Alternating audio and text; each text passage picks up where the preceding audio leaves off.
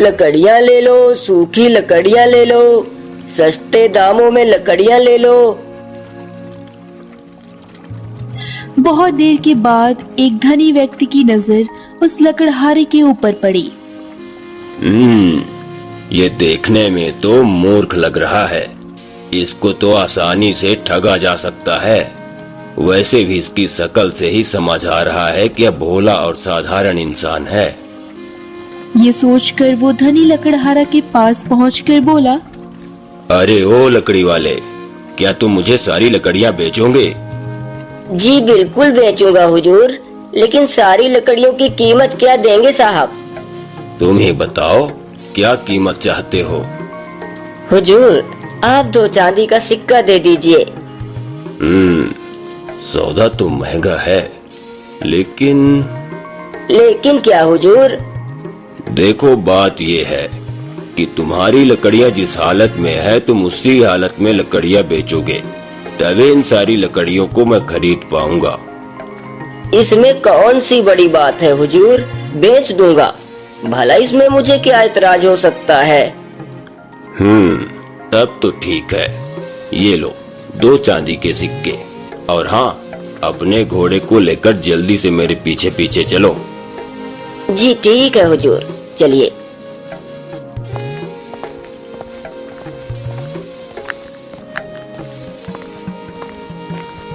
सिक्का लेने के बाद लकड़हारा मोहन अपने घोड़े को लेकर धनी सेठ के पीछे चल देता है। वो बहुत खुश होकर सोच रहा था कि आज तो कमाई बहुत अच्छी हो गई है। कम समय में सारी लकड़ियां एक साथ बिक गई। लकड़हारा मोहन यही सोचते हुए धनी सेठ के पीछे पीछे चला जा रहा था।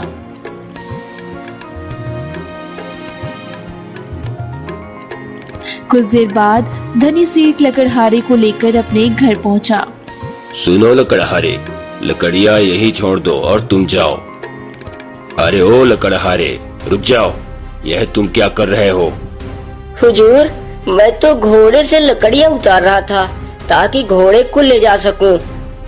अरे बेवकूफ, क्या तुझे मेरी शर्त याद नहीं है जो तूने लकड़ियाँ बेचते समय मुझसे मंजूर की थी?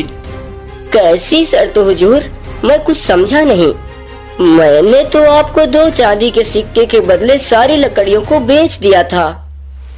अरे मूर्ख आदमी, सारी लकड़ियाँ ही नहीं बल्कि सिक्के के बदले तूने मुझे अपना घोड़ा भी बेचा है।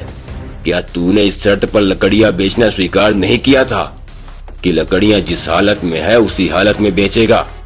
सेठ की बात सुनकर मोहन के होश उड़ गए। उसे कुछ भी समझ नहीं आ रहा था।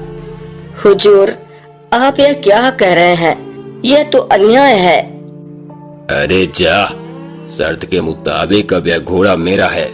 तुझे अपनी कीमत मिल चुकी है, इसलिए तू यहाँ से चलता बन, नहीं तो तेरे लिए अच्छा नहीं होगा, समझा? नहीं नहीं, ऐसा मत कहिए हुजूर। मैं गरीब आदमी हूँ। मेरे पास लकड़ियों को ढोने के लिए मात्र एक यही घोड़ा है और मैं अपने घोड़े से बहुत प्रेम करता हूँ। मैं बर्बाद हो जाऊंगा हुजूर, ऐसा मत करिए। लकड़हारा बहुत गिड़गिड़ाया, लेकिन धनी सेठ ने उसकी एक ना सुनी, बल्कि उसने आसपास के लोगों को भी इकट्ठा कर लिया। अरे भाइयों, देखो देखो तो इस लकड़हारे की चालाकी। पहले सौदा किया, अब अपनी बात से मुकर रहा है और विवाद कर रहा है। क्या इसे माफ करना चाहिए?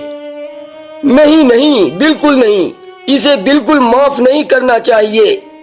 तो भाइयों, फिर इस बदतमीज के साथ क्या करना चाहिए? भैया, मेरी मानो तो इसे महाराज के पास ले चलो। लोगों के कहने पर धनी सेठ ने लकड़हारे को उस राज्य के राजा के पास ले गया। राजा की ससुराल जिस गांव में थी, उसी गांव में वो धनी सेठ भी रहा करता था। इस हिसाब से गांव के नाते वो धनी सेठ राजा के ससुराल का हो गया और राजा उसे पहचानता भी था। फिर सेठ ने राजा को सारा किस्सा सुनाया। सारी बात सुनकर राजा ने अपने ससुराल के धनी सेठ के पक्ष में ही फैसला सुनाया। तमाम सबूत और गवाहों को मद्देनजर रखते हुए मेरा फैसला इस नतीजे पर पहुंचा है कि लकड़हारे को अपने सामान की पूरी कीमत मिल चुकी है और उसने ग्राहक की शर्त स्वीकार किया था। इसलिए दोष इसी का है। और अब घोड़े पर उसका कोई अधिकार नहीं रहा। अब लकड़हारा लकड़ी सहित घोड़े को सेठ के यहाँ छोड़कर चला जाए। राजा ने अपने सेठ के पक्ष में फैसला सुनाया। बेचारे लकड़हारे को यहाँ भी न्याय नहीं मिला। बेचारा लकड़हारा अपने खराब किस्मत पर आंसू बहाता हुआ घर की ओर चल दिया।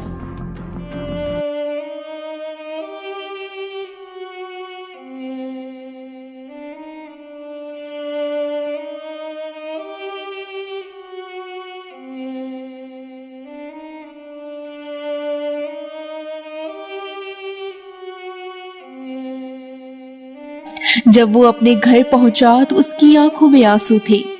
क्या हुआ जी? ये तुम्हारी आंखों में आंसू कैसे? सब ठीक तो है ना? क्या बताऊं भगवान, हमारे तो भाग्य ही फूटे हैं। वैसे भी मेरे पास कुछ नहीं था। आज हमारा प्यारा घोड़ा भी हाथ से निकल गया। फिर मोहन ने सारी बातें सुमन को बताई। सारी बात सुनकर सुमन ने अपनी पति की हिम्मत बढ़ाते हुए कहा, तुम जरा भी चिंतित मत हो जी, सब ठीक हो जाएगा। भगवान के घर में देर जरूर है, लेकिन अंधेर नहीं है। फिर कुछ देर बाद रात हो गई और वो दोनों सो गए।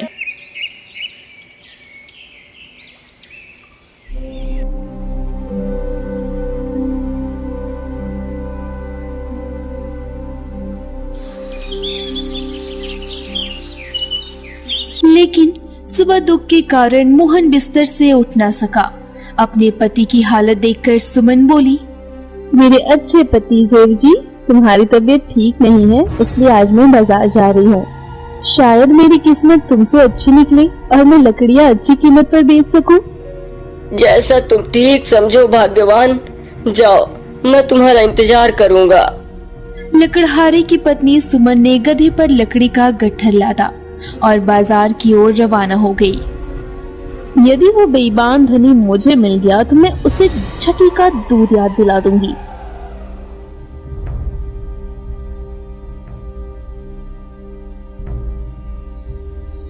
लकड़ियाँ ले लो, सूखी सूखी लकड़ियाँ, सस्ते में ढेर सारी लकड़ियाँ ले लो। उस रोज भी वही धनी किसी को ठगने के विचार से बाजार आया। उसने लकड़ियां बेच रही सुमन की ओर देखा। वाह भगवान, आज फिर से एक शिकार मेरे लिए भेज दिया। कल उस मूर्ख लकड़हारे से उसके घोड़े को लूट लिया था।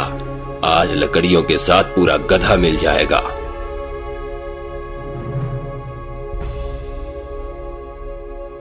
इतना सोचकर धनी सेठ लकड़हारे की पत्नी सुमन के पास पहुंचा। क्या भाव लगाया इन लकड़ियों का? ज्यादा कुछ नहीं, आप मात्र चांदी के 3 सिक्के दे दीजिए हुजूर। महंगा सौदा है।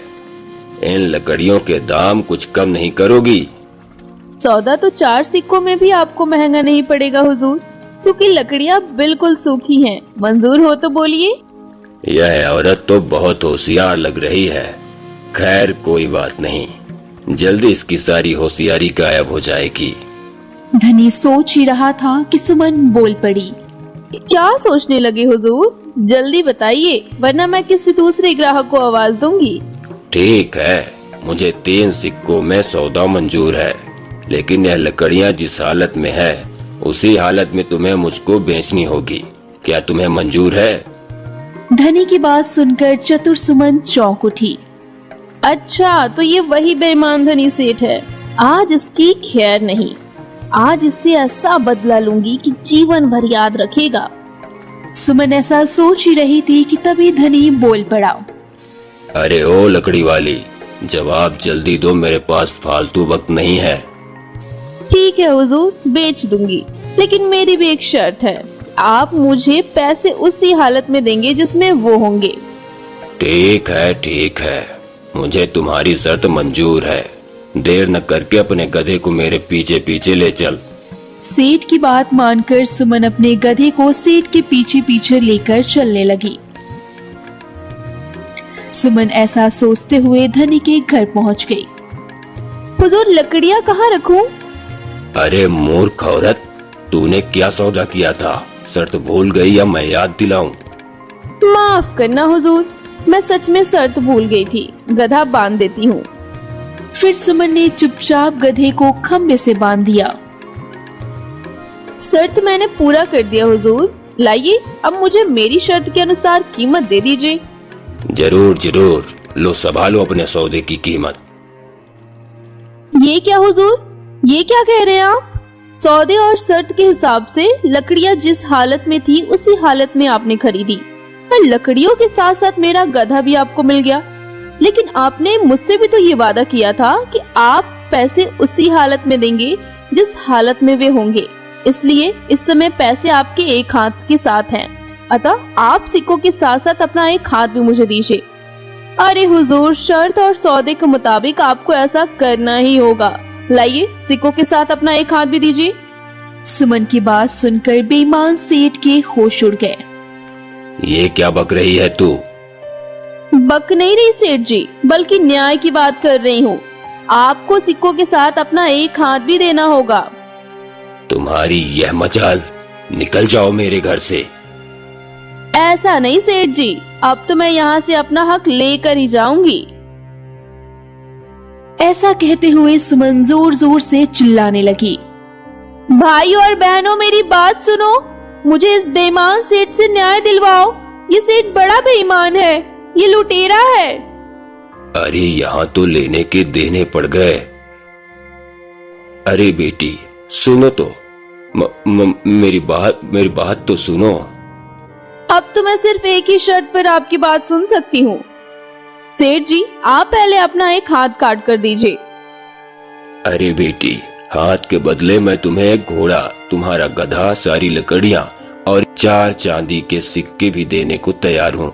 मेरी बात मानो, लोगों को इकट्ठा मत करो। सेठ बार बार ऐसा कहता रहा, लेकिन अब तो सुमन भी अपनी जिद पर अड़ी थी। नहीं सेठ जी, मुझे ये सब चीजें नहीं चाहिए, बल्कि तुम्हारा एक हाथ ही चाहिए। लगता है आज है मेरा हाथ कटवा कर ही मानेगी। सुमन और सेठ का शोर सुनकर देखते ही देखते आस पड़ोस के बहुत सारे व्यक्ति वहां जमा हो गए और सुमन ने उन्हें सारी बात बताकर अंत में बोला, अब आप ही सभी लोग फैसला करिए कि शर्त के मुताबिक मुझे सिक्कों के साथ साथ इसका एक हाथ भी मिलना चाहिए या नहीं। जरूर मिलने चाहिए। हाँ, मिलनी चाहिए। अरे सेठ, कल इसी शर्त के मुताबिक तुमने एक गरीब लकड़हारे से उसका घोड़ा लिया था। आज शर्त के अनुसार तुम्हें भी अपना हाथ इसको देना होगा। बिल्कुल देना होगा, वरना हम तुम्हें जबरदस्ती राजा के पास ले चलेंगे। क्यों भाइयों? हाँ, हम भी साथ चलेंगे। हम भी साथ चलेंगे। राजा का नाम सुनते ही सेठ का चेहरा प्रसन्नता से खिल उठा। ठीक है, मैं अपनी स्वेच्छा से राजा के पास चलने को तैयार हूँ। मुझे पूरा विश्वास है कि वह दूध का दूध और पानी का पानी कर देंगे।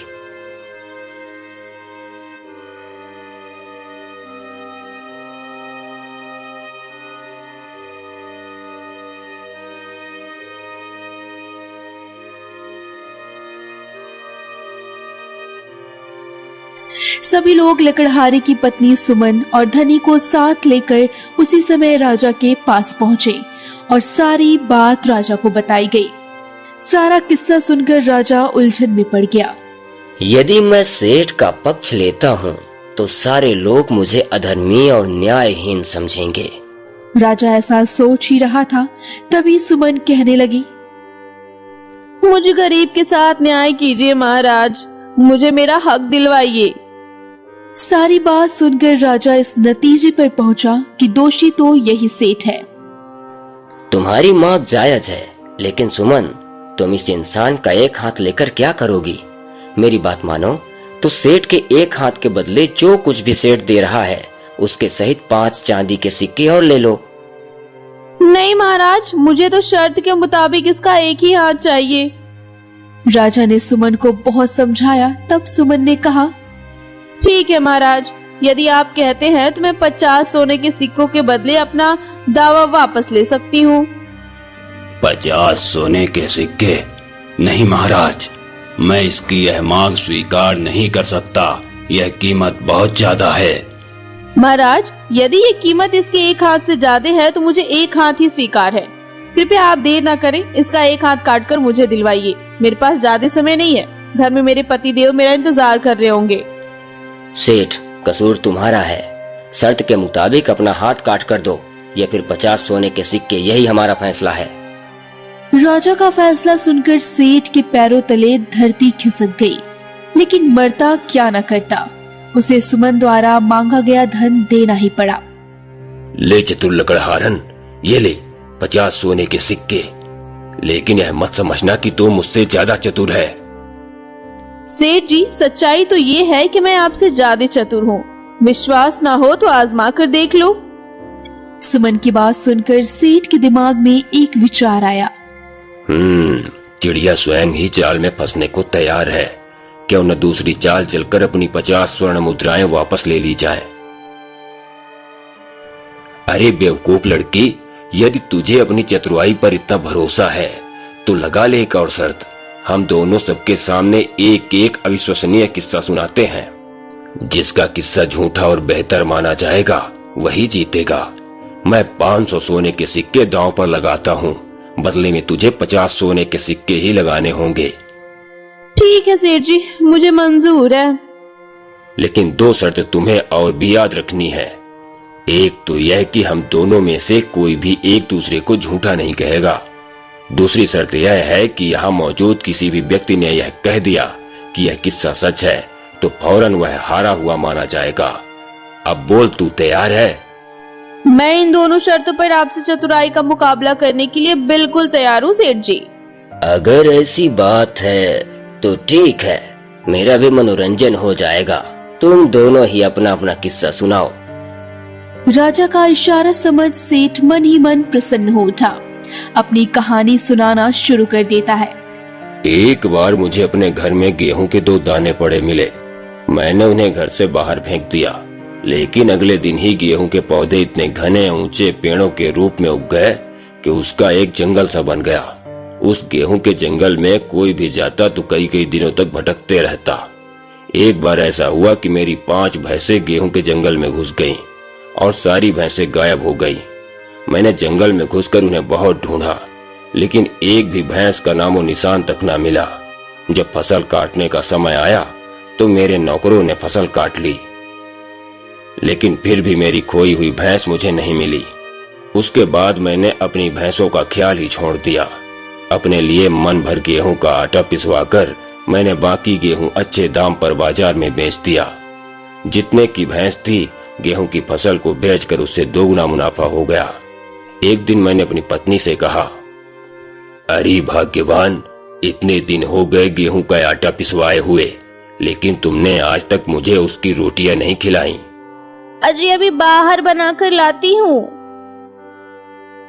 फिर कुछ देर बाद सेठाई ने तुरंत ही गेहूं की रोटी बनाकर सेठ को दिया।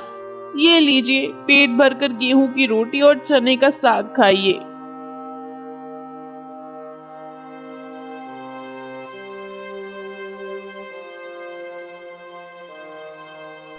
अरे वाह, मजा ही आ गया। लेकिन मैंने 2 ही रोटी के निवाले खाए होंगे कि अचानक मेरे मुंह से भैंस की आवाज आने लगी। ओए ओए ओए ओए। और मैं पूरी तरह से घबरा उठा। हे भगवान, इससे पहले कि मैं या मेरी पत्नी कुछ समझ पाते, तभी एक भैंस मेरे मुंह से निकलकर कूदी।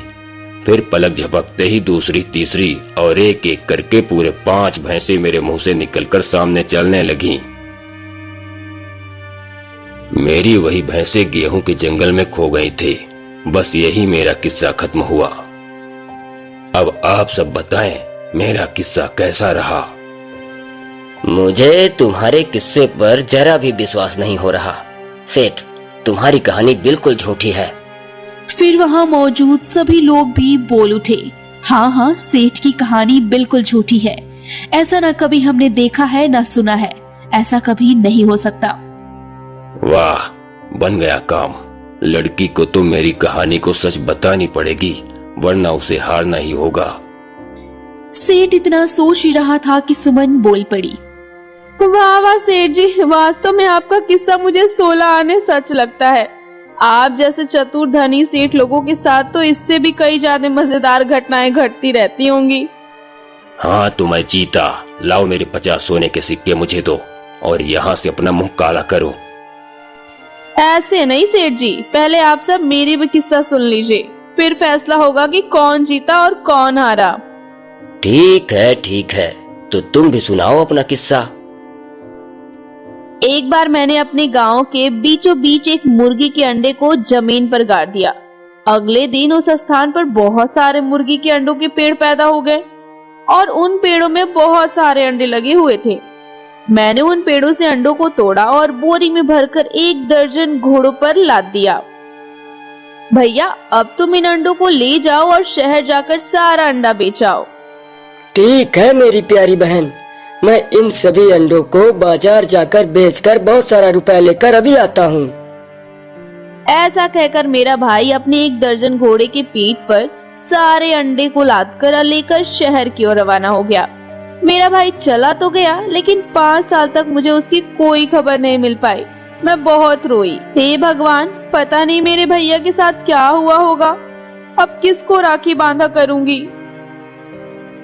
लेकिन महाराज, अभी कुछ ही दिन हुए मुझे उड़ती हुई खबर मिली कि रास्ते में सफेद मूंछ वाला एक मोटा सा व्यक्ति मेरे भाई को लूटकर मार डाला। सुमन की कहानी सुन राजा समेत वहाँ के सारे आदमी चौंक पड़े। हाँ महाराज, बड़ी बदकिस्मत हूँ मैं। मैंने तो हत्यारे को ढूंढ पाने की आशा ही छोड़ दी थी, लेकिन भाग्य ने मेरा साथ दिया और मुझे उस हत्यारे के बारे में पता चल ही गया। वो खूनी दरिंदा, वो बेईमान और कोई नहीं महाराज, बल्कि ये सेठ है जो आपके सामने खड़ा है। इससे अपने गेहूं के जंगल में ही मेरे भाई की हत्या की थी। सुमन का किस्सा सुनते ही राजा और अन्य लोग चिल्ला उठे। नहीं, हम तुम्हारी बात को किसी तरह सच नहीं मान सकते। हाँ हुजूर, इस लड़की की कहानी बिल्कुल झूठी मालूम पड़ती है। ऐसा कभी सच नहीं हो सकता।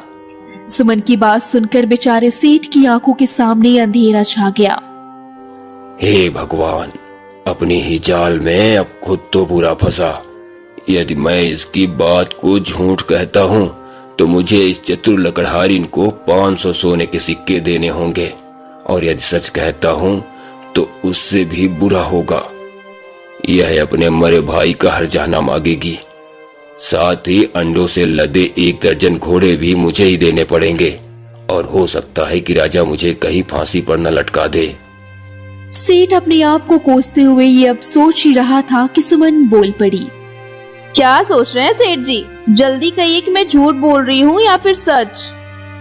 वाह, इसने तो बड़ी चतुराई से सेठ को फंसा दिया। राजा ऐसा सोच रहा था कि तभी सेठ ने दयापूर्ण दृष्टि से राजा की ओर देखा तो राजा ने कहा, मेरी तरफ मत देखिए सेठ जी, जल्दी से जवाब दीजिए, सुमन सच बोल रही है या झूठ? बेचारे सेठ के सब्र का पैमाना टूट गया और वो फूट फूट कर रोते हुए कहा, अरे लकड़हारिन, भगवान करे तेरी जुबान कट कर गिर जाए। झूठी कहीं की, बिल्कुल झूठ बोलती है, बहुत बड़ी झूठी है तू। सेठ जी, तब तो मैं चतुराई के मुकाबले में आपसे जीत गई। लाइए, दीजिए मुझे 500 सोने के सिक्के। सेठ ने चुपचाप 500 सोने के सिक्के से भरी थैली सुमन की ओर बढ़ा दिया। यह लो 500 सोने के सिक्के की थैली, और फौरन यहाँ से भाग जा, वरना अभी मैं इस समय तेरी गर्दन दबा दूंगा, चाहे बाद में मेरे साथ जो कुछ भी हो। अरे सेठ, माना कि तुम मेरे ससुराल के हो, लेकिन अपनी मर्यादा में रहो, वरना तुम्हारे लिए अच्छा नहीं होगा। माफ करिए महाराज, गलती हो गई। ठीक है, दोबारा से अब शब्द भाषा का प्रयोग मत करना। मैं तो जा रही हूँ सेठ जी, लेकिन मेरी 2 बातें गांठ बांध लेना। पहली ये कि किसी भी कमजोर और गरीब को दोबारा ठगने की कोशिश मत करना, और दूसरी ये कि किसी को भी अपने से कम उम्र समझकर उससे अकल के मामले में शर्त मत लगाना, वरना तुम्हारे लिए अच्छा नहीं होगा। बेचारा सेठ अपने किए पर पछताने के अलावा उसके पास कोई दूसरा रास्ता नहीं बचा और सुमन भरी सभा में अपनी जीती हुई सोने की अशर्फियां लेकर अपने घर चली गई।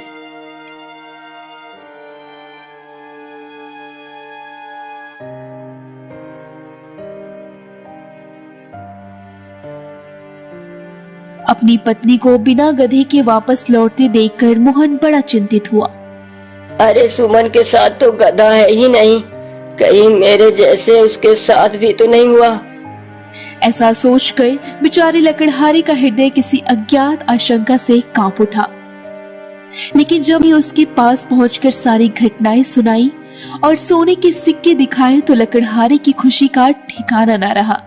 लकड़हारा खुशी से बोल पड़ा, मेरी प्यारी पत्नी, आज तक नहीं जान पाया था कि मेरी पत्नी इतनी समझदार और चतुर भी है।